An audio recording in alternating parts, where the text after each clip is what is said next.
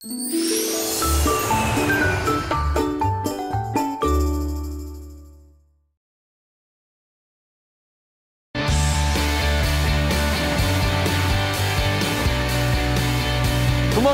여러분의 아침 햇살이 되고 싶은 남자 김현욱입니다.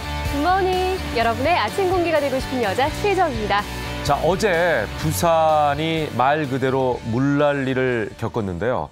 9월 부산에 내린 폭우 사상 최고였다고 합니다. 그렇습니다. 부산에 어제 하루 만에 무려 263.2mm나 내렸다고 하는데요. 네. 다른 지역에 계신 분들 잘 실감이 안 나실 수도 있을 것 같아서 무게로 환산을 해봤는데 1제곱미터 기준으로 무려 260kg에 달했다고 합니다. 대단합니다. 그러니 지붕이 무너지고 차가 밀린 게 아닌가 싶습니다. 그런데 참 아이러니하게도 오늘 아침 전국적으로 맑은 날씨를 보이고 있습니다. 네. 자, 이렇게 맑은 날씨인 오늘 빨리 이 피해 복구 상황이 이루어지길 바라는 마음으로 오늘도 힘차게 달려보도록 하겠습니다. 다 함께 출발!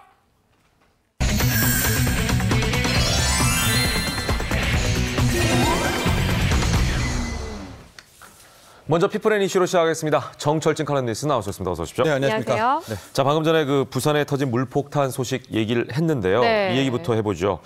부산에 왜 이렇게 예상도 못한 폭우가 쏟아진 걸까요? 그렇습니다. 9월에 부산에 이렇게 비가 많이 오기는 상당히 힘든 일입니다. 역대 기록을 좀 보니까요. 1984년 9월에 한 240mm 정도가 와서 역대 기록이었었는데요. 어제였었죠. 이 기록을 갈아치웠습니다.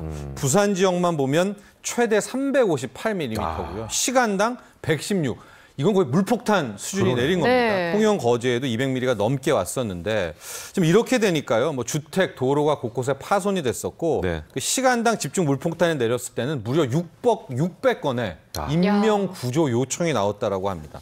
비행기는 뭐 당연히 뜨지 못했었고요. 근데 이제 시민들이 불만을 갖는 것은 기상청이 당초에 이날 예보했던 게 한 150mm 정도. 2배 이상 쏟아졌어요. 2배 이상 차이가 나니까 거의 분통을 터뜨리고 있는 것이고요. 실질적으로 이제 학생을 둔 이제 부모님들은 또 화가 난 것이 오락가락한 거예요. 그러니까 막 초등학생들은 학교를 갔다가 뭐 재량으로 임시 휴교라고 했다가 또 아예 다 전체 휴교라고 했다가 또 초등학교 학생들만이라고 했다가 나중에 고등학교까지 가고 되니까 오락가락 뭐 우왕좌왕을 했었다 이렇게 보는데요.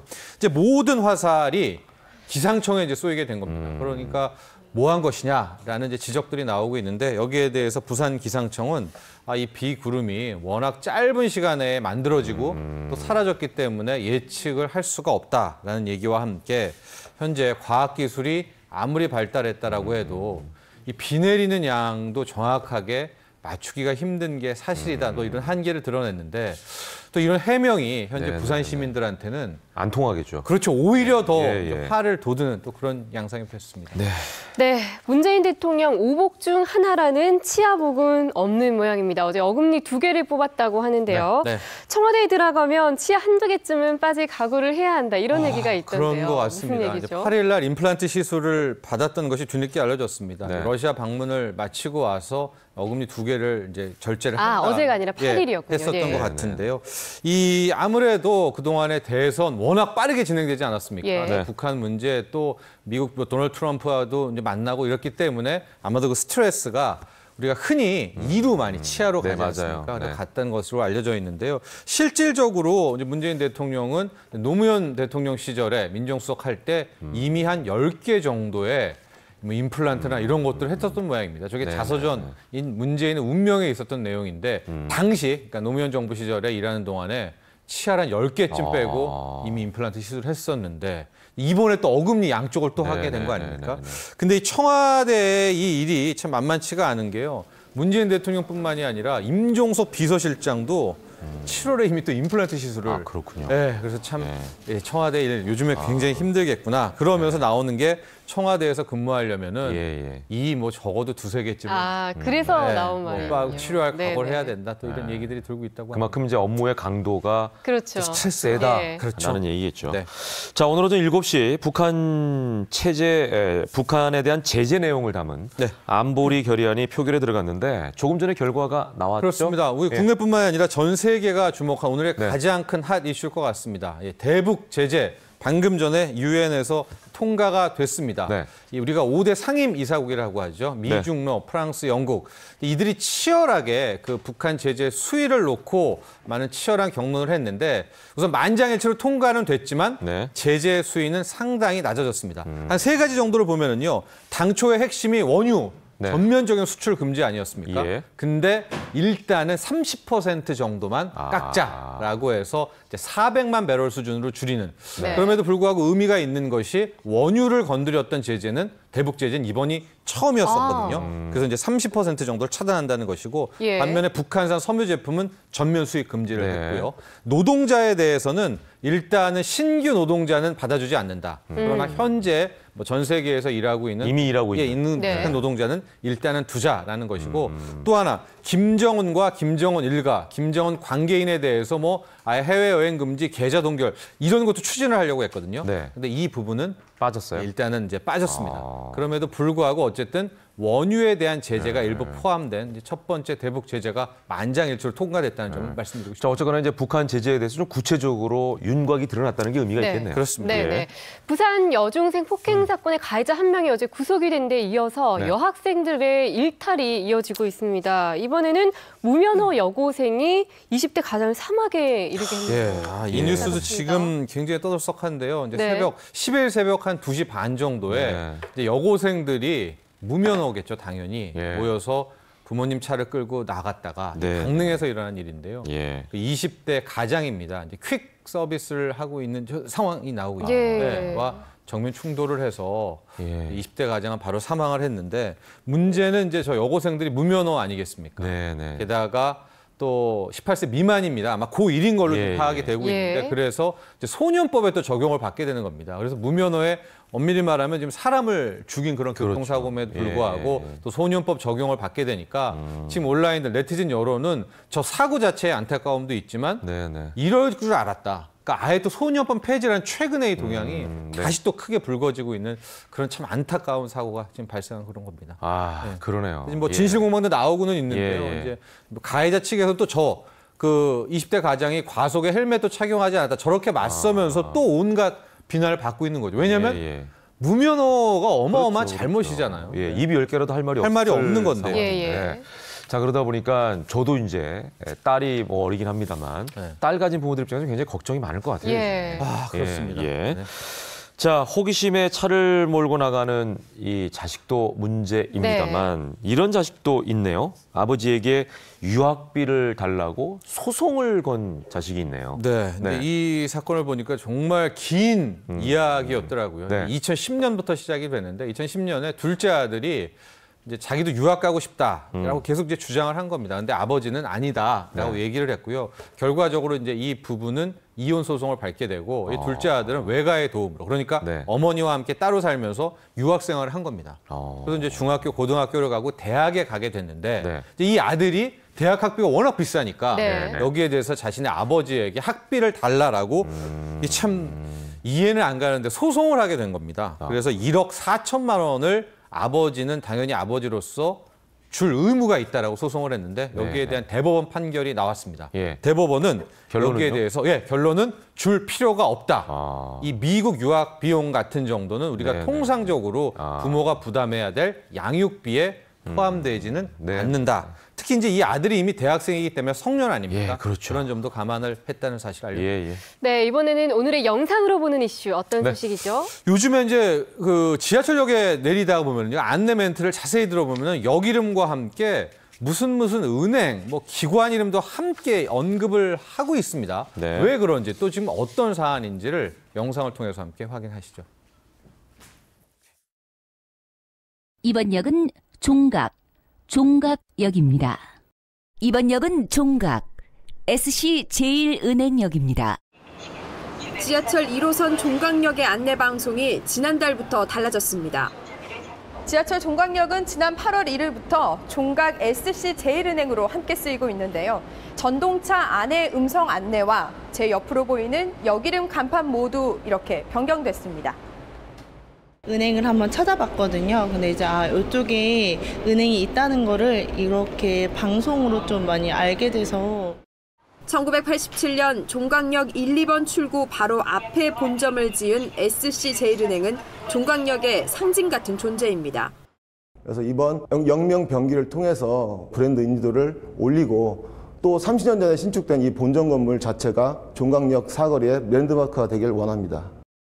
종각역처럼 다른 기관들이 이름을 같이 병기하기 시작한 지하철역은 현재 서울에만 27곳에 달합니다. 물론 공짜는 아닙니다. 서울시 산하 서울교통공사에 3년간 많게는 3억 원 이상의 사용료를 내야 합니다. 기관에는 홍보 효과를, 시민들에게는 더 많은 편의를, 더불어 공사에는 수익을 올려주는 일석삼조의 효과를 거두게 될지 주목됩니다. 채널 A 조현선입니다.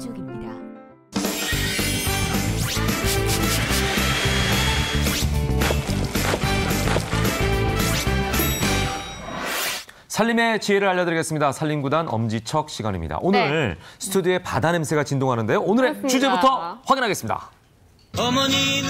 네, 오늘의 주제는 바로 요즘 제철을 맞은 국민 생선 고등어입니다. 눈 초망초망한 거 봐요. 네. 유명한 고등어 4마리를 저희가 모셨습니다. 네네. 오늘은 국민 생선 고등어의 손질법부터 이색 레시피까지 저희가 낱낱이 짚어드리겠습니다. 먼저 궁금한 게 있는데요. 이효성 교수님, 혹시 집에서 고등어 어떻게 손질하고 계세요? 내가 봤을 때 고등어 손질 안 하실 것 같아요. 손질하지 않아요. 근데 왜냐면 일단은 저희가 이제 워낙에 산골에서 태어나가지고 생선이 익숙지 않고요. 두 번째로는 이 고등어가 핑계가 너무 좋네요. 그렇죠. 근데 이 고등어라는 게 두 가지 문제점이 있습니다. 하나, 비린내가 굉장히 어렵고 두 번째는 뭐냐, 이 손질을 하려 그래도 얘랑 눈이 마주쳐요. 눈이 커가지고 영롱한 눈빛. 손질법이 만만치 않기 때문에 저는 이거 어떻게 하면 좀 쉽게 손질할지 늘 고민이자 오늘 좀 해법을 가져갈 수 있을지 저도 한번 기대해 보겠습니다. 굉장히 중요한 시간입니다. 그러니까 고등어가 생선계의 송아지예요. 눈만 보면 그냥 나를 꼼꼼히 쳐다보는 것 같아요. 그렇죠. 무서워서 손질을 못하겠어요. 눈을 가리고 해주시면 되는데요. 자, 그 고등어 내장 제거하고 이런 거 뼈 제거하고 너무 힘들어하시는 분들 많으세요. 그럴 때는요, 자, 쉽게 하는 법. 자, 아가미 쪽에서 이 몸통 쪽으로 칼집을 딱 넣어주세요. 아가미 쪽에서 사선으로? 네네. 자, 그러면 제가 생선은 자리를 잘못 잡았네요. 자, 이렇게 해서 몸통 쪽으로 이렇게 해서 이렇게 포를 뜨듯이 지금 완전히 자르진 않으시고 이렇게 포를 뜨듯이 그냥 뼈 위로 이렇게 뜨듯이 이렇게 해서? 해주시면 아니 우리가 보통 이제 고등어 예를 들어서 뭐 이거를 조리거나 내지는 이제 고등어를 이렇게 굽잖아요. 그럴 때는 반을 갈라가지고 이렇게 펴는 경우가 있는데 맞아요. 그건 굉장히 어렵죠. 그죠. 어렵죠. 중간에 막 내장도 튀어나오고 그러니까. 솔직히 좀 힘든데 그러니까 이렇게 포를 뜨면 오히려 쉽게 할 수 있다. 포를 뜨면 쉽게 그럼 할 먹기도 수가 편하겠는데요? 그러니까요. 뼈가 없으니까. 깔끔하고.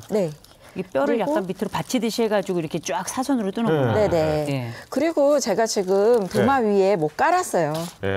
그러네요. 도마에다 바로 안 하고 보니까 이거는 우유팩 같은 우유팩. 우유팩을 씻어가지고 이렇게 쓰시면 김치 썰을 때나 생선 같은 거 하실 때 도마에 묻지 않고 깨끗하게 하실 수가 있으세요. 집에 있는 도마가 사실은 생선용 도마를 따로 둬야 될 정도로 도마 한번 생선하면 비린내가 막 진동하죠.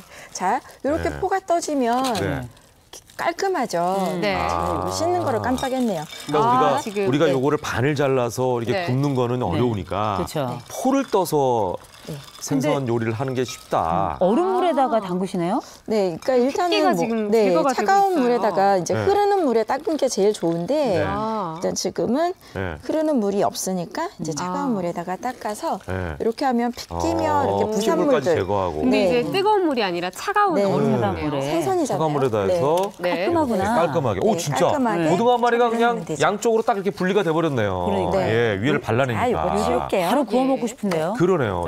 뭐 스테이크 같기도 하고요, 딱 보기에. 근데 이제 고등어 지금 이제 손질법을 바로 보여주셨는데 일단 고등어를 처음에 살 때 어떤 녀석이 싱싱한지 그러니까. 방법부터가 일단 비슷비슷해 보이더라고요. 고등어 저희 싱싱한 거 오늘 사왔는데요. 일단 좀 이렇게 살이 탱탱하고. 네. 등 푸른 생선이잖아요. 네. 푸른색으로 선명해야 돼요. 뒤에 무늬가. 등이 그러니까 무늬가 선명해야 되고. 지금 보니까 진짜 파란색이 굉장히 선명하네요. 또 광이 나네요. 네. 그리고 눈이 초롱초롱하고 핏기가 없는 게 좋은 거예요. 눈에 피가 들어가면 얘는 진짜 굉장히 일을 열심히 하는 녀석이네요. 그렇죠. 눈이 충혈되어 있는 애는 빼라. 우리도 왜 피부랑 눈이 충혈되잖아요. 맞아요. 그럼 그 색깔이랑 그 눈이랑 이렇게 살이 탱탱한지 이걸 보는데 중요한 건 예를 들어 샀어요. 이제 보관을 해야 돼요. 이 보관법 이것도 중요하거든요. 보관하실 때는 이제 내장이나 뭐 이런 머리 같은 거 안 드시는 거 이런 거는 처리를 하셔서 한 번 먹을 것씩 포장을 잘 해서 이제 핏기 다 제거하고 잘 씻어가지고 소금 뿌려서 냉동실에 보관하시면 오래 보관하시고 맛있게 드실 수가 있으세요. 네. 자, 그리고 고등어 하면 진짜 아까 처음에도 얘기했지만 제일 먼저 떠오르는 게 이제 비린내. 비린내가 나면은 뭐 그냥 그래 비린내가 나는 생선이니까 인정하면 좋은데 아이들 같은 거 비린내 싫어하잖아요. 비린내를 제거하는 방법도 있을까요? 제거하는 방법 제가 여기다가 갖고 왔는데 너무 쉬운 게 생선 먹을 때 밥 먹잖아요. 밥 먹죠. 밥할 때 쌀뜨물. 뜬물이요? 네. 쌀뜨물을 부어주시고요. 잠시만요. 그러면 생선 손질하기 전에 밥 지으려고 이제 만든 쌀뜨물로 쌀뜨물에 담가 놓으세요. 그래서 스테인레스 그릇에다가 그걸 놓으셨구나. 거기다 놓고 쌀뜨물에 담그시고 자작자작하게. 이게 뭐냐면 식초예요. 쌀뜨물만 넣는 게 아니라 식초까지. 식초를 넣으면은요 살이 탱탱해져요. 비린내도 제거하고, 비린내도 제거하고 살도 탱탱해지고. 이렇게 얼마 정도 두면 될까요? 한 5분에서 10분 정도만 담가 놓으시면 비린내가 싹 없어져요. 그래요. 자, 이렇게 놔뒀다가 나중에 조리를 하면 된다. 그렇게 해서 물기 제거하고. 그 옆에 있는 것들이 이미 담궈 놓은 거죠? 네, 담가 놓은 거고요. 제가 여기 하나 더 보여드리려고 뭘 해왔는데 지금 색깔이 조금 고동색이죠. 그러네요. 이게 뭐냐면 제가 생선 요리 항상 가지고 나올 때 가지고 나오는 거 있죠. 된장. 된장. 생선 요리할 때 된장을 한 스푼 넣으면 비린내 안 난다고 제가 말씀드렸잖아요. 이런 된장. 된장을 물에 풀어가지고요. 이렇게 담가 놓으면 비린내가 없어져요. 된장을 사용할 수 있다. 네, 된장 물을 사용하시면 돼요. 그러면 된장 맛이 나는 건 아니겠죠? 그렇다고? 그렇진 않아요. 그렇진 않고. 그래서 이제 비린내를 뺐어요. 근데 저희는 사실 여러 가지 음식으로 우리가 고등어를 먹지만 제일 역시는 뭐 고등어 구이죠. 고등어 구이죠. 요거 좀 맛있게 굽는 구이 꿀팁. 요거. 맛있게도 구워야 되고요. 그리고 기름도 안 튀었으면 좋겠어요. 기름도 안 튀었으면 좋겠어서 기름 종이에다가 일단 기름을 발라주세요. 기름 종이에다가 기름을 발라? 이게 종이 오일인 거죠? 네, 종이 오일이에요. 기름이 안 튀게 하기 위해서는 기름을 발라라. 이 전법이네요. 그렇죠. 한자는 어려워요. 자, 그다음에 이제 요거는 금방 한 거니까 미리 준비됐던 거를 물기를 제거를 할게요. 또 물기가 있으면 기름이 팍 튀더라고요. 자, 여기에다가 놓으시고요. 이렇게 싸세요, 이렇게. 싸요? 네. 그냥 튀기는 게 아니고. 네. 이렇게 한 다음에 굽게 되면은 기름이 안 튀고 구울 수가 있죠. 그리고 연기도 안 날 것 같아요. 네. 집에 나는 그 생선 냄새, 구울 때 나는 생선 냄새, 엄청 나죠. 네, 그것도 줄일 수가 있는 거죠. 기름 종이만 활용해도 맞아요. 그 생선할 때 팬에는 전혀 기름을 넣지 않는 거네요. 그리고 약한 불로 해주셔야 돼요. 약한 불로. 약한 불. 이미 종이에 기름을 발랐기 때문에 이렇게 되면 진짜 냄새 걱정은 안 해도 될 것 같아요. 그러니까. 자, 약한 불로 이제 가열을 하겠습니다. 요거 이제 하는 동안에 요런 거 좀 얘기해 보죠. 아이들이 사실 고등어를 많이 먹어야 돼요. 그렇죠. EPA, 이 DHA 이런 게 많다고 그러잖아요. 그런데도 불구하고 아이들은 고등어를 잘 안 먹습니다. 맞아요. 아이들을 위한 레시피 뭐가 있을까요? 그 아이들 안 먹기도 하고요. 그리고 가시 발라주기 너무 힘들잖아요. 또 장가시가 많아요. 붙어 앉아가지고 그거 하기 힘들잖아요. 근데 가시 바를 것도 없고 그냥 편하게 아이가 모르게 먹일 수 있는 방법 알려드릴게요. 아이가 고등어인지 모르게. 괜찮네. 반쪽같이 먹일 수 있는 방법. 고등 지식인데요? 그래서 고등어구나. 아이를 속이는. 자, 이렇게 비린내 제거한 생선을요. 그냥 뭐 뼈 제거할 거 없이 그냥 이렇게 조금 잘라가지고요. 제가 뼈는 그대로 놔두고. 그냥 자르세요 좀. 이렇게. 자른 다음에 옆에 잔뼈들이 좀 지금 있는 상태죠? 있어도 괜찮아요. 괜찮아요? 네, 믹서에다가 갈아버려요? 네. 그냥 갈아버려요. 여기 앞에 있어요. 이런 식으로 하면 이제 갈아지거든요. 네. 이렇게 갈아진 걸 제가 가지고 왔어요. 이렇게 갈면 앞에 있는 것처럼 이렇게 갈아진 상태가 되는 거예요. 네네네. 저는 처음에 이게 뭔가 있어요. 네. 미리 갈려져 있는 걸 가져오셔가지고 이게 뭐지? 저는 이랬는데. 소고기 패티가 얼었다가 녹은 건 줄 알았어요. 색깔이 비슷하네. 근데 제가 지금 이걸로 아이들이 진짜 좋아하는 함박 스테이크를 만들 거예요. 고등어 함박 스테이크. 네. 이거 비린내를 일단 안 나니까. 네. 근데 이제 진짜 괜찮을까? 저는 약간 맛있을까? 이런 생각 들고. 일단 아이들이 이게 고등어야라고 얘기하면 거기에 대한 선입견이 있으니까. 그렇죠. 저희가 고등어라는 걸 얘기하지 타임에 말고 나중에 시스타임이 있으니까. 믿고 먹는 함박 스테이크라고 보시면 돼요. 강희정 선생님이 하시면 역시 엄지척이니까. 그렇죠. 한번 지금 해봐야죠. 볶으시는 게 어떤 재료? 양파하고 당근. 이걸 굉장히 많이 지금 넣으셨어요. 이게 어디에 들어가나요? 함박 스테이크에 이제 치댈 때 속에 야채를 넣어야죠. 아이들 야채도 잘 안 먹거든요. 그렇죠. 이걸로 감추는 거군요. 야채와 고등어를 한꺼번에 감쪽같이 먹을 수 있겠네요. 예. 자, 이렇게 해서 양파와 당근을 볶고. 보기만 해도 일단 색깔이 굉장히 좀 그냥 뭐 주황색, 하얀색 같이 섞여 지금 일단 있으니까 함박 스테이크를 먹을만해요. 만들기 위해서 먹음직스럽네요. 재료는 굉장히 많은 게 지금 준비가 돼 있거든요. 간은 안 해도 되는 거죠? 그러니까 일단 여기는 안 하고요. 일단 치댈 때 간을 할 거예요. 치댈 때. 자, 양파가 투명할 때까지 볶아주시는 거예요. 양파가 투명해질 때까지. 그래야 또 매운맛이 안 나니까. 그렇죠. 그렇죠. 제가 또 그걸 알죠. 이것만 먹어도 맛있겠다는 생각이 들어요. 양파도 볶으면 달짝지근해지잖아요. 그렇죠. 자, 이렇게 볶고. 자, 그리고 한 김 좀 식혀줄게요. 그렇죠. 자, 요건에서 식혀주고. 참 대단합니다. 이 짧은 시간에 지금 요리를 지금 2개를 벌써 그러니까요. 하고 여기 있는 뭐 지글지글 막 끓고 있고 지금. 근데 진짜 고등어 비린내가 하나도 안 나요. 그러니까. 비린내 안 나죠. 신기하죠? 네네. 고등어 막 이렇게 굽고 이러면 막 비린내가 막 나야 되는데 연기도 나고. 심지어 잠시 잊고 있었어요. 그러니까. 고등어가 굽혀지고 있다는 걸. 소리가 나지 않았다면 아마 몰랐을 것 같아요. 네네. 그러니까요. 자, 이걸 한번 닦아내는구나. 하고 자, 그리고 이제 갈아놓은 게 있잖아요. 갈아놓은 거를 제가 놓고 반죽을 한번 해볼게요. 가른 고등어를. 간 고등어. 간 고등어가 간이 돼 있는 건 아닌 거죠? 네네. 갈아놓은 고등어. 네. 진짜 같은 발음이에요. 이게 야채에 고등어 같이. 넣으시고요. 그리고 이제 빵가루예요. 빵가루. 그렇죠. 왜냐면은 이게 빵가루가 들어가야 뭉쳐져야 되니까. 뭉쳐져야 되니까. 뭉쳐지고 바삭하고. 찹쌀가루를 조금만 섞을게요. 찹쌀가루 넣고. 쫀득한 맛이 생기겠네. 청양. 고추. 청양고추. 이거 넣고. 그거 안 매운 거로 대신해도 괜찮죠? 청양고추 싫어하면 안 넣으셔도 돼요. 고추로 비타민 C까지. 그다음에 이제 청주. 비린내를 한 번 더 잡아주세요. 저 자막에는 후춧가루하고 레몬즙도 넣으라고 돼 있네요. 이제 조금 이따 넣을 거예요. 넣을 거예요? 레몬즙 없으시면 식초 넣으시면 돼요. 식초 넣으면 되고. 후춧가루는 꼭 넣어야 됩니까? 후춧가루 넣어야 아무래도 향신료이기 때문에 조금 더 이제 생선 냄새를 감춰줄 수가 있는 거죠. 근데 지금 이제 치대에 생선 좀 뒤집어 주시겠어요? 뒤집어요? 혹시 뭐 그 생선 뼈가 이렇게 잘 갈려야겠네요. 손이 다칠 수 있으니까. 뒤집으실 수 있겠어요? 제가 뭐 옛날에 엎어라 뒤집어라 거의 선수였습니다. 뒤집기는 하시네요. 네. 만지지는 못해도 뒤집긴 합니다. 이렇게 쭉 치대고 이제 식초를 레몬즙이 지금 준비가 안 돼서 식초를 조금만 넣을게요. 레몬 대신에 식초로 활용을 해도 괜찮고. 강 선생님, 네. 저희 3분 남았습니다. 그런가요? 컵라면을 먹을 수 있는 시간 좀 기다릴 수 있는 시간이 남아 있네요. 그러네요. 자, 금방 해드릴게요. 근데 이렇게만 봐도 벌써 고등어라는 생각이 전혀 안 들어요. 모양 나오네. 패티가 나오네 바로. 패티 나왔어요. 그렇게 해서 기름 두르고 그리고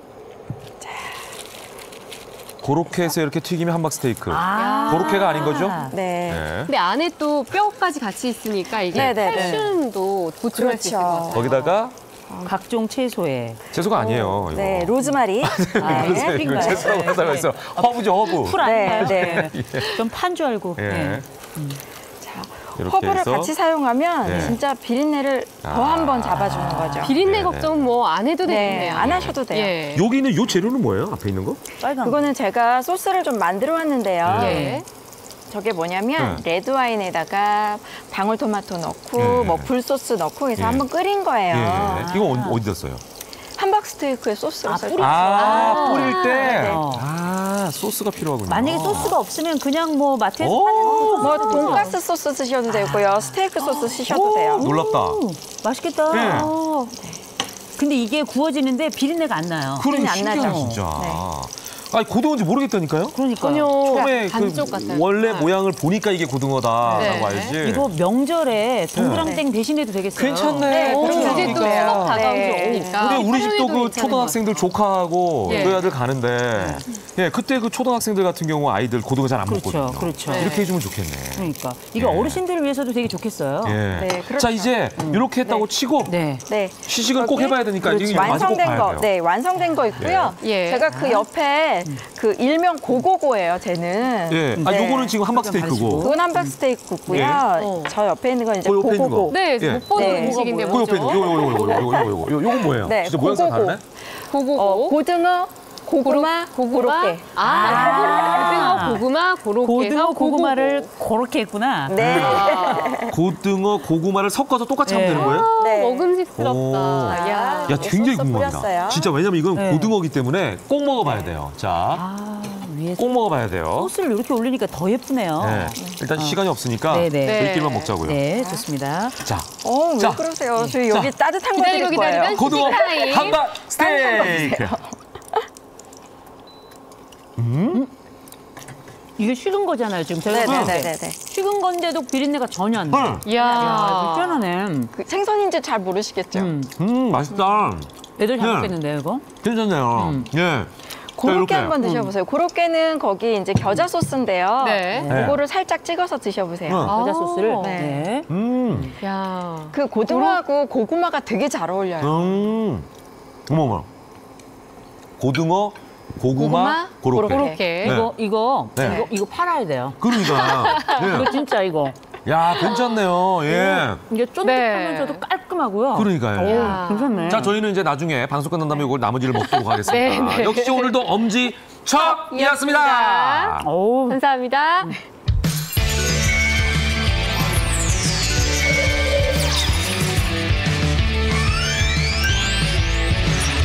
자, 저희가 이제 고등어 음식까지 먹었습니다. 이번에는 네. 여러분의 건강을 책임지죠.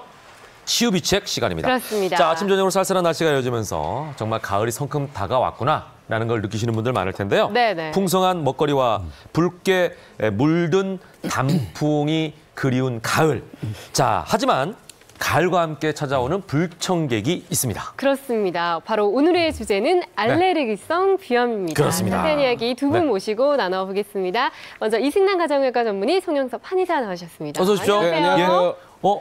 가운을 개비하셨네요. 네. 같이 맞췄습니다. 아, 그러니까 굉장히 야. 산뜻하고 좋네요. 예. 맞습니다. 자, 유난히 코를 훌쩍거리게 되는 요즘 네. 감기인가 싶었는데 이제 알레르기인 경우가 많습니다. 특히 저도 몰랐는데 네, 맞아요. 나이가 드니까 훌쩍거리게 되더라고요. 이게 뭔가 예전에 체질이 없던 게. 바뀌는 것 같기도 해요. 그런 느낌이 들어서 오늘 네. 굉장히 제가 관심이 있는데 왜 비염이 생기는 거예요, 가을에? 봄도 가을에- 아닌데, 그렇죠. 봄도 아닌데. 그러니까 여러분이 봄이면 또 꽃가루 알러지가 알레르기가 그렇게 있는데. 생각하잖아요. 네. 근데 왜냐하면 그게 우리가 계절성 비염이 있고 네. 예. 그다음에 연중 계속되는 비염이 있어요. 네. 그게 다른데 계절성 비염은 원인이 뭐가 많냐면은 꽃가루가 많은데 봄에는 꽃가루가 훨씬 더 많잖아요. 그렇죠. 근데 그거는 비염을 잘 안 일으키는 소나무라든지 이런 네. 나무 꽃가루예요. 네. 근데 반대로 가을에는 그 잡초 꽃가루라고 그래가지고 네. 환상 덩굴이라든지 쑥, 돼지풀 같은 알레르기를 일으키는 비염 그 꽃가루가 많기 때문에 예. 가을 환자가 건강보험식품 받으래도 네. 9월 달이 제일 많은 것으로 나타났습니다. 중요한 게 뭐냐? 이 비염을 갖다 그냥 두게 되면은 저희 병원 간호사 한 명 그랬는데 예. 갑자기 그냥 안에 코에 뭐 용종이 이만하게 생겨가지고 코에? 네, 충농증이 생겨요. 그냥 아유. 그러니까 합병증이 많기 때문에 비염은 네네네네. 초기에 치료하는 게 중요해요. 그러네요. 그래서 아까 원장님께서 대기실에서 저한테 호기 혹시 코 안에 없냐고. 아. 네. 제가 사실 저도 코감기 중인데 아. 혹시나 알레르기성 비염일까 싶어서 병원에 저도 저도 찾았었거든요. 차이가 있을까요? 어떤 차이가 있을까요? 가장 큰 거는 이제 아픈 거죠. 이제 감기 걸렸을 때는 막 열나고 몸 좀 두드려 맞은 것처럼 아프고 무겁고 그러죠. 근데 비염 같은 경우는 그런 증상들은 거의 없어요. 아주 약간의 미열이 있을 수는 있는데 그런 경우는 많이 없고 계속 그냥 콧물만 계속 날 뿐이에요.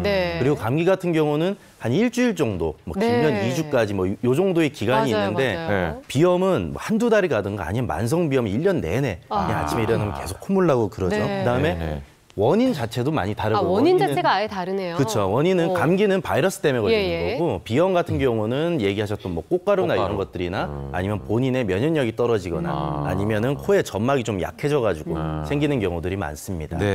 그런데 사실 이 비염의 가장 큰 특징은 지저분해요. 맞아요. 뭐 콧물이 계속 흘러내리니까 본인은 또 얼마나 힘들고 불편하겠어요. 더미처럼 쌓이더라고요. 그렇죠. 그런데 제가 이번에 깜짝 놀란 게 뭐냐면 콧물이 흘러내리지 않는 비염도 있다는 얘기에 제가 깜짝 놀랐어요.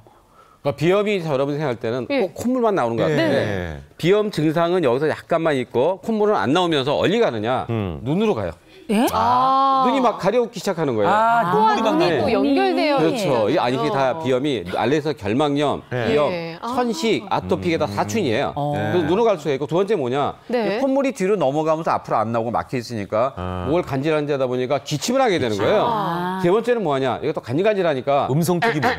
하는 거 있거든. 틱 같은 게 생기는 거예요. 헛기침을 하는. 헛기침.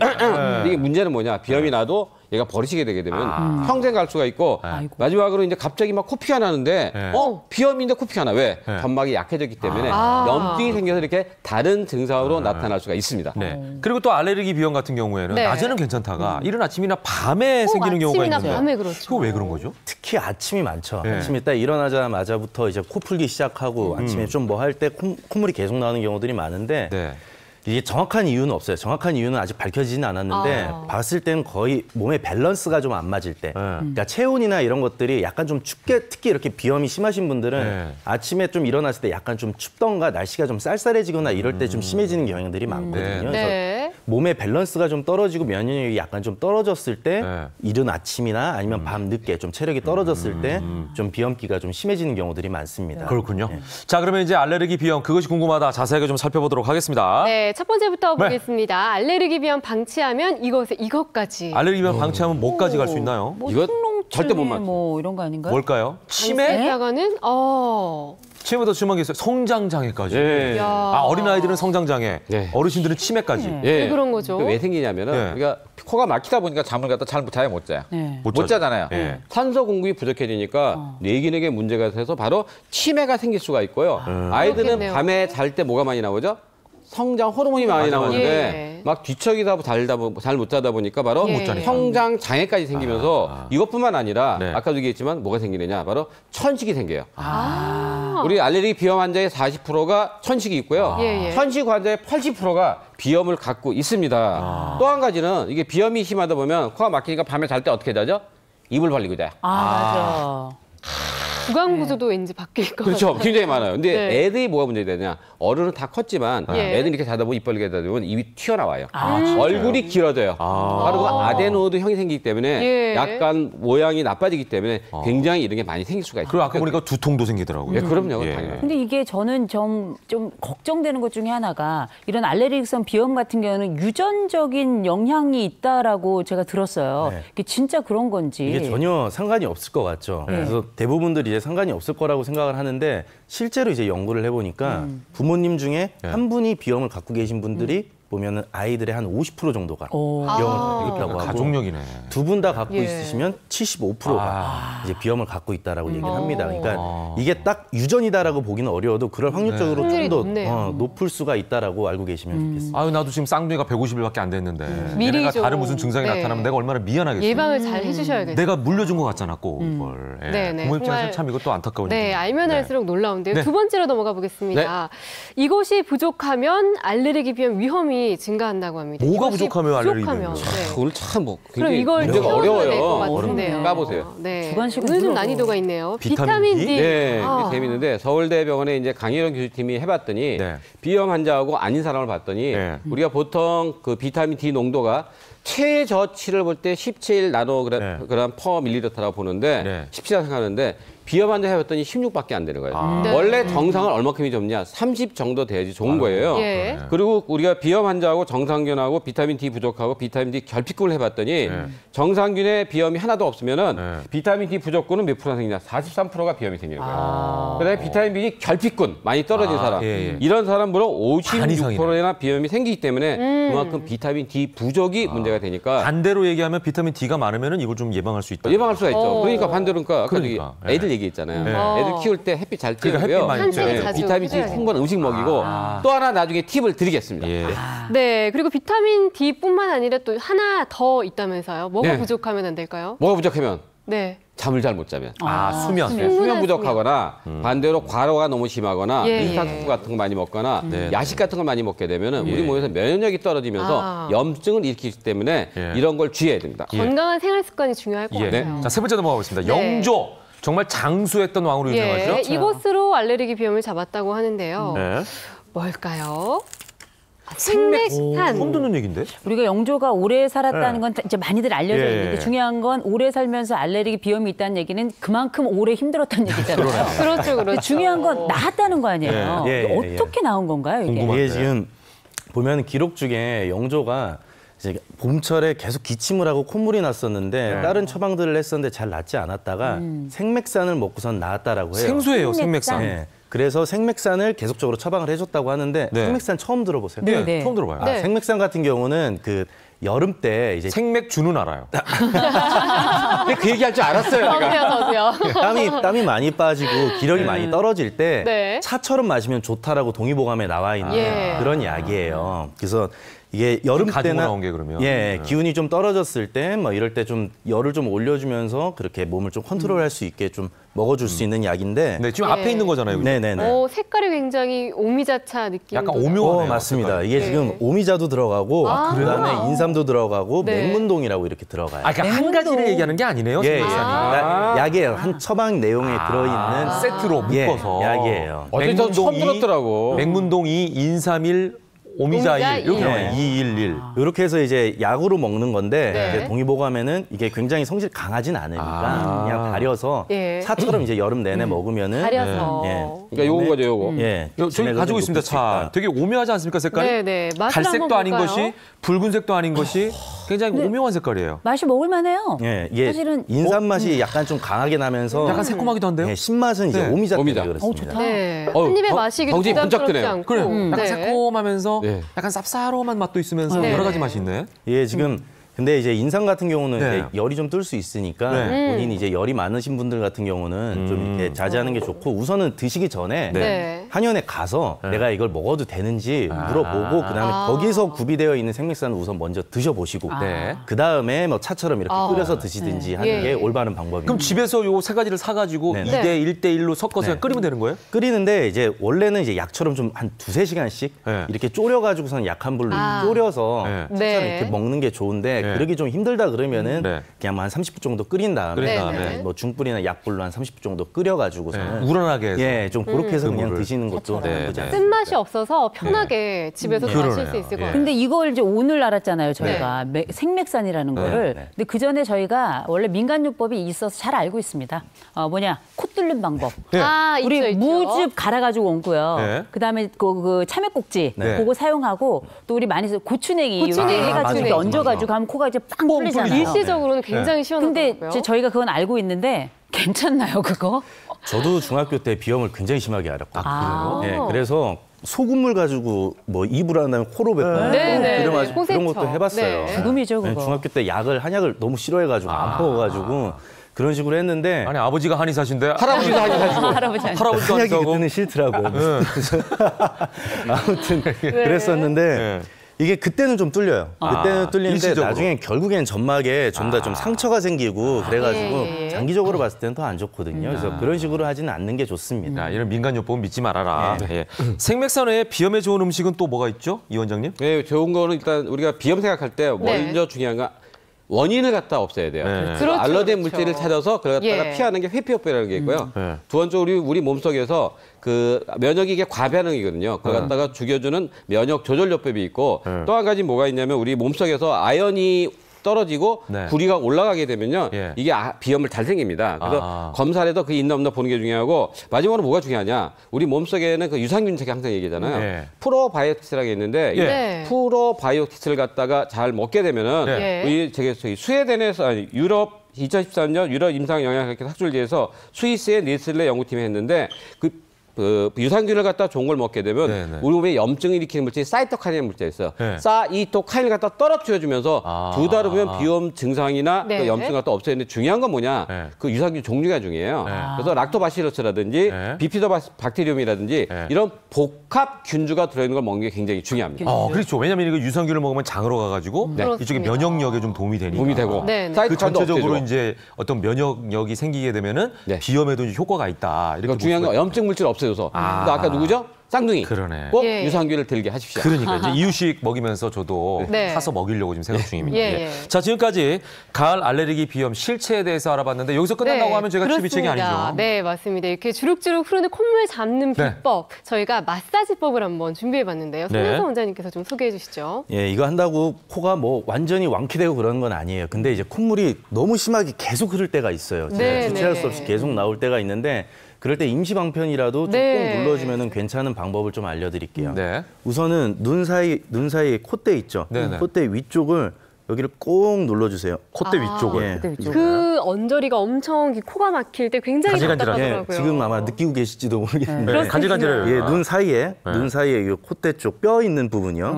눈 바로 앞쪽이 아니라 뼈 있는 위쪽이에요. 물렁뼈 말고 그다음에 뼈 있는 쪽을 꼭 눌러서 아래쪽으로 쭉 내려오세요. 거기서부터 누른 다음에 쭉 아래쪽으로 이렇게 쭉 내려오시면 이 콧볼 옆쪽에 들어간 부분이 있어요. 예, 여기 이제 영양이란 부분인데 전에도 한번 얘기는 드렸는데 이쪽을 꼭 다시 한번 눌러주세요. 여기서 꼭 누른 다음에 내려와서 아래쪽을 다시 한번 눌러라. 여기 한 뭐 5초에서 10초 정도 꼭 눌러주시고. 오일을 바르면 좀 더 부드럽게 되겠네요. 잇몸이 약간 저릿저릿해요. 약간 좀 꼭 눌러주시고 그 다음에 위쪽으로 좀 올라가서 다시 위쪽으로. 코 쪽을 꼭 눌러주시고. 이걸 어느 정도나 이거를 한 10번 정도? 5번에서 10번 정도. 위아래를. 근데 본인이 하다 보면 알아요. 하다 보면 이게 좀 효과가 있으신 분들은 이게 콧물이 좀 들어가고 좀 뚫리는 느낌이 나거든요. 그럴 때 강도를 약간씩 조절을 해주시면 돼요. 그러다가 여기서부터 콧볼에서 다시 시작을 해서 요 뼈 있죠, 광골. 요거 주위로 동그랗게 이렇게 돌려서 광대뼈 쪽으로. 옆으로 이제 눈 밑 쪽으로 있는데 여기. 이쪽에 이제 콧물이 쌓이면은 다 여기 있는 쪽이잖아요. 그런 쪽으로 해서 이렇게 밀어서 꾹 눌러주면 좋고. 그 다음에 비염이 심하신 분들은 막 눈도 많이 따갑고 눈물도 나고 눈도 퀭해지는 경우들이 많아요. 그런 분들 같은 경우는 눈썹 옆쪽에 여기 눈썹 끝나는 부분에 이제 움푹 들어가는 부분이 있어요. 이쪽을 눈을 감고 꼭 눌러주세요. 한 10초에서 30 정도 꼭 눌러주시면은 좀 눈도 좀 많이 맑아지고 좀 비염도 좀 괜찮아지고. 눈을 감고 해야 돼요? 눈을 감고 해주시는 게 좋아요. 그러니까 일시적으로 그렇게 좀 효과를 볼 수 있다. 너무 심한 경우에 이렇게 좀 쓰시면 되겠고. 이게 하는 것만으로도 사실 굉장히 좀 좋아진 것 같은 느낌이 있는데 제가 우리 치유비책을 하면서 정말 똑똑해지는 것 같아요. 족욕이 그렇게 비염에 좋다면서요. 그래요? 이번에 알았네요. 이렇게 두 가지 이유 때문에 그런데 한 가지는 이제 족욕을 하게 되면 우리가 혈액순환이 좋아지잖아요. 혈액순환이 좋아지게 되면 우리 면역세포가 코 비염인데 가서 염증 세포를 없애주는 거 하나고요. 또 한 가지 족욕을 해보게 되면은 피가 얼리 몰리죠. 발 쪽으로 그렇죠. 뜨뜻해서 발로 모이다 보니까 코 속에 부어있는 혈관을 좀 빼주기 때문에 코가 뻥 뚫리기 때문에 좋습니다. 족욕은 효과적이다. 그리고 최근에 이제 그 궁상민, 이상민 씨 같은 경우에는 샤워하시면서 이쪽으로 식염술 놔가지고 막 이거 막 빼시더라고 막 하면서 막 물을 막 엄청나게 쓰시는데 이거 보여드리겠습니다. 이거 제대로 하는 방법이 있어요. 이거 효과는 있죠. 제대로 하는 방법이 있는데 이거 중요한 거는 꼭 중요한 게 물이나 소금물로 하면 안 돼요. 그래요? 꼭 생리식염수. 생리식염수. 맹물은 붓게 만들고요. 소금물 잘못하게 되면 염증이 더 생깁니다. 아까 우리 송은수 하나사 그랬잖아요. 중학교 때 막 했다고 울 뻔했어요. 이렇게 해가지고 한쪽 코에다가 넣고 이게 어떻게 가능하지? 이게 짜면 일리 나와요, 반대쪽으로. 그냥 반대로 나와요, 원래? 중요한 게 뭐냐? 목으로 안 넘어가고? 넘어갈 수가 있기 때문에 고개를 숙이게 해야 되고요. 목으로 안 넘어가요? 이런 소리를 내면서 하는 게 중요합니다. 그래야 이제 입 밖으로 나오겠네요. 네, 바깥으로 나옵니다. 그럼 코 안쪽을 시원하게 이게 청소를 해주니까 아무래도 염증 세포를 없애주고 막힌 걸 다시 한번 뚫어주기 때문에 보여드리고 있습니다. 제일 중요한 게 생리식염수입니다. 너무 신기하다. 무슨 쇼 같지 않습니까? 근데 요거 얼마나 자주 해야 돼요? 뭐 자주라기보다는 하루에 한 번 정도. 하루에 한 번. 네. 자, 이렇게 해서 우리가 알레르기 비염에 대해서 전체적으로 살펴봤고 어떻게 여기에 대해서 대처해야 되는지 방법까지 살펴봤습니다. 이제 마지막으로 치유비책 한마디씩 해주시죠. 이 원장님. 완치 가능. 희소식이네요. 오늘 희망적인 얘기를 해주시네 마지막에. 그래서 완치 가능 자꾸 이 사람들이 불치병을 생각해요. 마지막에 희망을 주고 가시네요. 알레르기 비염은 완치가 가능하다. 예. 송 원장님. 체온 관리. 그러니까 비염 있으신 분들 중에서 따뜻하게만 있어도 콧물 멈추는 분들 굉장히 많아요. 그러니까 조금 덥게 약간 좀 따뜻하게 유지해 주시길 바라겠습니다. 네. 자, 오늘도 이렇게 건강 상식 알레르기 비염에 대해서 유용한 말씀 잘 들었습니다. 세 분 고맙습니다. 감사합니다. 오늘은 뭘 먹을까에 대한 고민은 이제 그만. 전국의 맛을 찾아 떠나는 여기 맛고요. 지금 출발합니다. 동양의 나폴리라 불리는 통영. 보는 것만으로도 가슴이 탁 트이는 바닷가에 자리 잡은 첫 번째 맛집. 여기는 뭘 먹을지 고민하지 않아도 됩니다. 마음껏 많이 드시면 됩니다.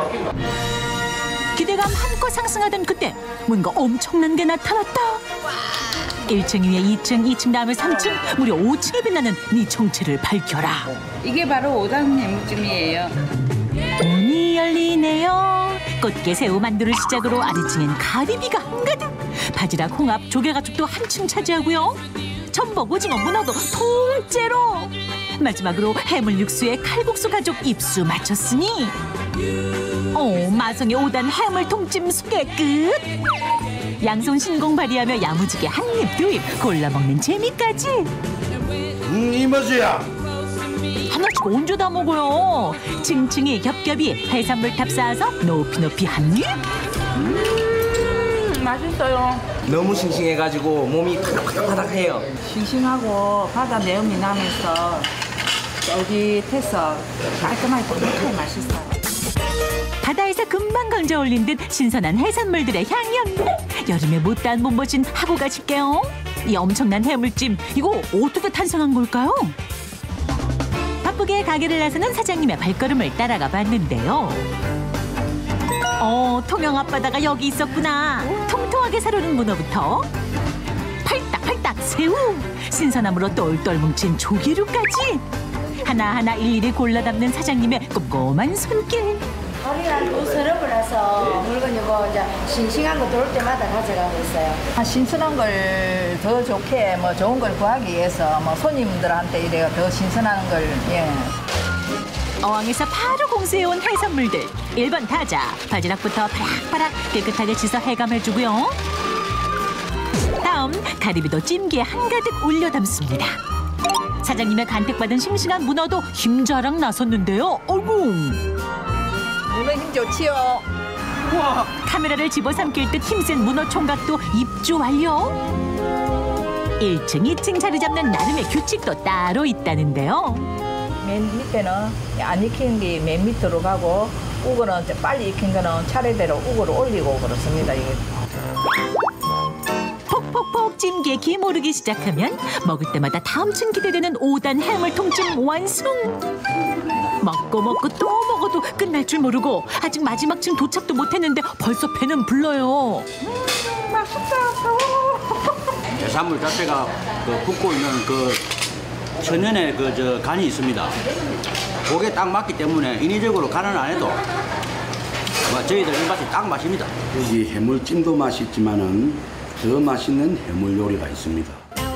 통영 와서 이거 안 먹고 가면 다시 와야 한대요. 그 이름하여 황제 해물 탕탕탕. 이 엄청난 비주얼 좀 보세요.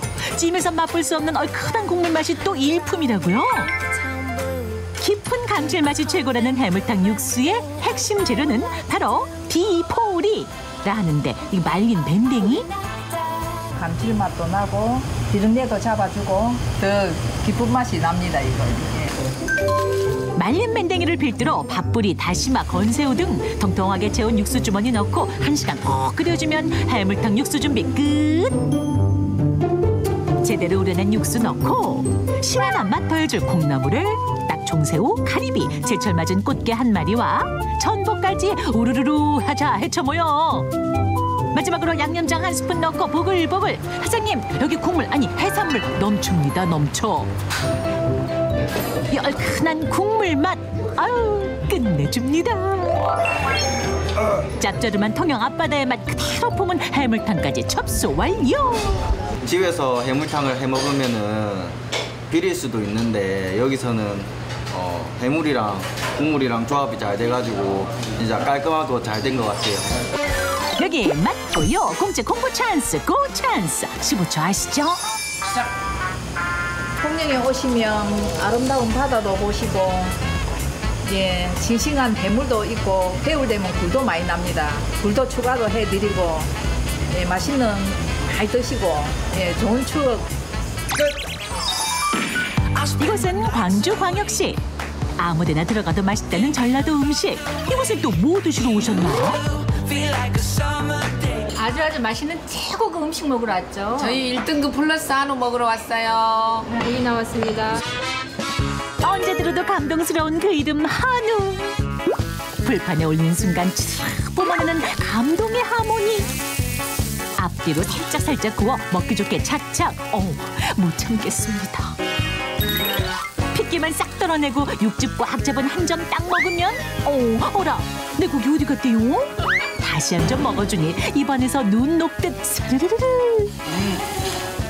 고기를 딱 먹잖아요. 그냥 1, 2, 3 없어져 버려요. 그냥 녹아.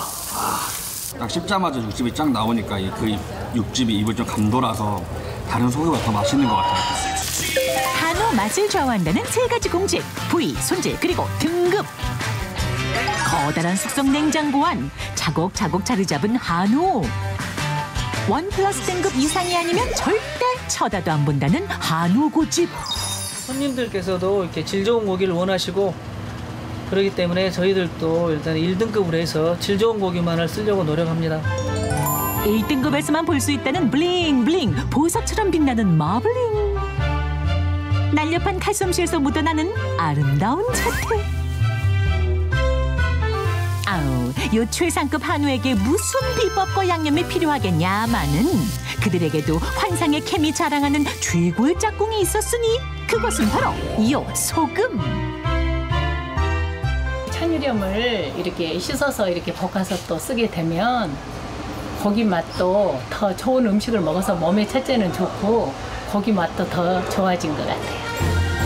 신안에서 가져온 천일염은 더 순수한 맛을 내기 위한 정제 과정을 거친다고 하는데요. 불순물도 들어갈 수 있고 간수는 또 좀 쓰잖아요. 빼야지 음식 맛도 더 담백하고 우리 몸에 불순물이 들어가서 좋을 건 없잖아요. 깨끗하게 씻어 물기를 쭉 뺀 소금은 센 불에서 빠르게 볶아주는데요. 곱게 갈아서 부드러움까지 추가한 정제 천일염. 선장에 콕 찍어 입에 넣는 순간 감동의 물결을 넘어서 감동의 쓰나미가 몰려온다. 와, 이거 소금을 이게 많이 찍어도 짜지도 않고 소고기 맛이 더 맛있어지는 것 같아요. 마블링이 진짜 끝내줘요. 그리고 먹어보면은 완전 입에서 살살 녹아요. 한우의 인기는 여기서 끝이 아니다. 자, 사장님 불고기 6인분. 불고기를 빼고 한우를 논하지 말라. 엄마, 아빠, 누나, 형님, 막둥이까지 누구나 좋아한다는 한우 버섯 불고기. 커다란 냄비에 무와 대파, 생강, 인삼뿌리 듬뿍 넣고 그리고 여관 몰랐을걸요? 사장님만의 특제 육수 비법 대공개! 몸속의 독소를 쫙 빼준다는 통다덕. 섭한 맛이 없어지고 조금 맑고 그 깨끗한 그 개운한 맛이 있더라고요. 열약제에 부럽지 않다는 더덕까지 통째로 넣고 2시간 펄펄 끓여서 정성으로 우려낸 깊고 풍부한 맛의 맑은 육수까지 준비해줍니다. 듬뿍 얹은 한우에 육수를 붓고 각종 채소, 버섯까지 차례대로 올려준 다음 푸짐한 채소와 버섯들이 육수 안으로 숨죽이고 들어가 보글보글 끓으면 입속으로 치킨! 젓가락 행진 멈출 줄 모르는데요. 따끈한 밥 위에 푸짐하게 올려 먹으면 한우의 고소함과 달콤한 양념 맛이 퐁퐁. 와우. 고기가 워낙에 품질 좋은 거라서 고기 자체의 맛이 참 좋아요. 아주 고소하고 담백하고 개운하요. 공식 홍보 찬스 고 찬스는 15초 드려요. 저희 집에 오시면 텃밭이 있어서 참외도 소박도 다 앉아서 보실 수 있거든요. 아주 좋은 그림들 황제 영화벽에 제대로 된 그림부터 구경하시고 오셔서 힐링하시고 가시면 좋겠습니다. 네, 끝났습니다. 네. 최상급 재료만 고집하기에 더 맛있는 한우와 해산물로 가을 만찬 즐겨보는 건 어떨까요? 시원한 바람을 만끽하며 즐기는 바이크 라이딩. 선선한 바람 불어오기 시작하는 이 계절을 즐기기에 딱 좋은 레저 스포츠가 아닐까 싶은데요. 이 청명한 하늘, 물씬 풍기는 가을바람. 이 청명한 가을날에 바이크를 탄다고 생각해보면 와, 생각만 해도 짜릿합니다. 그런데요, 이 짜릿한 바이크를 즐기더라도 안전하게 타는 게 중요하겠죠. 안전하게 바이크 타는 방법 지금부터 저와 함께 알아보실게요. 화창한 주말 서울의 한 공원. 라이딩을 즐기기 위해 준비 중인 바이커들을 만났는데요. 이 바이크 나오셨나봐요. 야, 안녕하세요. 안녕하세요. 야, 이 공원에 이 바이크족이 웬 말이에요? 우리가 힐링을 위해서 투어를 나가려고 지금 모임 중입니다. 이 복장부터가 정말 예사롭지가 않네요. 이 헬멧부터 글러브, 바이크 자켓까지 이 정도 멋은 꾸며줘야 바이크족인가 봐요. 우리 안전을 위해서 이걸 필수 장비라는 거지 멋을 내기 위해서 하는 건 아닙니다. 혹시 모를 사고 시 몸을 지켜주는 바이크 자켓, 손의 안전을 돕는 바이크 글러브, 머리를 보호해주기 때문에 다른 보호 장비보다도 우선인 헬멧, 그리고 발가락과 복숭아뼈, 정강이뼈를 보호해주는 바이크 부츠까지. 머리끝부터 발끝까지 바이크를 위한 의상이네요. 예, 이야, 그렇습니다. 이제 출발만 하시면 되나요? 안전 장비를 점검하기 위해서 또 한 군데 들릴 때가 있습니다. 저도 안전을 위해 헬멧을 쓰고 바이크에 올랐는데요. 첫 번째 바이크 도전! 모든 안전 장비를 단단히 갖춘 다음 출발! 도심 속을 달리는 것만으로도 가슴이 뻥 뚫리는 기분이었는데요. 스트레스 확 날려주는 바이크의 매력에 푹 빠질 무렵 목적지에 도착! 정말 바람을 가르는 이 쏜살 같은 움직임 꼭 타보셔야 느낄 수 있습니다. 찾아간 곳은 서울 성북구 안암동 바이크 전용 안전부츠를 제작, 판매하는 곳인데요. 안녕하세요. 안녕하세요. 바이크 부츠를 만드신다는 그 장인 맞으세요? 제가 한 10여 년째 이 바이크 부츠만 연구를 해서 만듭니다. 안전의 기본은 보호 장비, 바이크 부츠 장인 이영석 대표. 중학교도 졸업하기 전인 어린 시절 고향 어르신의 제안으로 서울로 상경, 신발 만드는 일을 시작했다는데요. 10여 년 전에 킥서비스 업계에서 종사를 한 무렵에 짐을 싣고 사고를 냈어요. 발목을 좀 다쳐가지고 한동안 고생을 했어요. 신발에다가 보호장구를 부착을 해갖고 판매를 해야 되겠다. 오토바이 사고 후 시작한 바이크 부츠. 모든 작업을 수작업으로 하시네요. 네네. 이거는 뭐 기계로 할 수 없는 거예요, 이건. 50여 년의 수제화 경력을 바탕으로 발이 편하고 안전한 바이크 부츠를 제작, 판매하고 있는데요. 바이크 주행 중에 사고 났을 때에는 특히 복송씨가 중요해요. 그래서 이 안에다가 복송씨 부분에다가 보강을 해놨어요. 라이더의 발과 발목 보호를 위한 필수 장비인 만큼 보호 패드가 관건, 강화 플라스틱을 부츠에 접목한 특수 바이크 부츠가 탄생됐습니다. 제작, 판매에만 그치지 않고 꾸준한 AS를 통한 고객 관리는 필수. 아주 관리를 잘 하셨네요. 집에 보관해둘 때 신문지나 빡빡하게 이어가지고 신발 형태가 변하지 않게끔 딱 씌워두세요. 그리고 왁스를 칠하고 해서 잘 보관했다가 투어하면 상쾌한 기분이 들잖아요. 좀 더 안전한 부츠를 만들기 위해 노력해온 결과 발이 더욱 편안한 맞춤형 인솔을 개발, 고객들에게 선보이고 있었는데요. 누구나 편안하게 바이크를 즐길 수 있다고 합니다. 맨 처음에 이제 사장님한테 받았을 때는 딱딱한 느낌이 들어가지고 어떨까 했는데 놓고 한번 신어보니까 밑에서 지압이 되는 거 마냥 그래도 좋네요. 바이크에 도전해보고 싶은 제 마음을 어찌 아셨을까요? 저에게도 멋진 바이크 부츠를 선물해 주셨는데요. 어울려요? 저한테 딱 걸맞는 슈즈 주셨으니까요. 다음에는 이 바이크 꼭 몰고 오겠습니다. 할래 할래. 기다리겠습니다. 아하, 할래 할래. 안전하고 튼튼함은 기본, 디자인까지 겸비한 수제 바이크 부츠. 지금까지 하는 식으로 열심히 튼튼하게 보호대가 되는 신발을 만들어서 고객들한테 잘 신뢰를 얻는 인정을 받는 그런 업체가 되기를 바라는 거죠.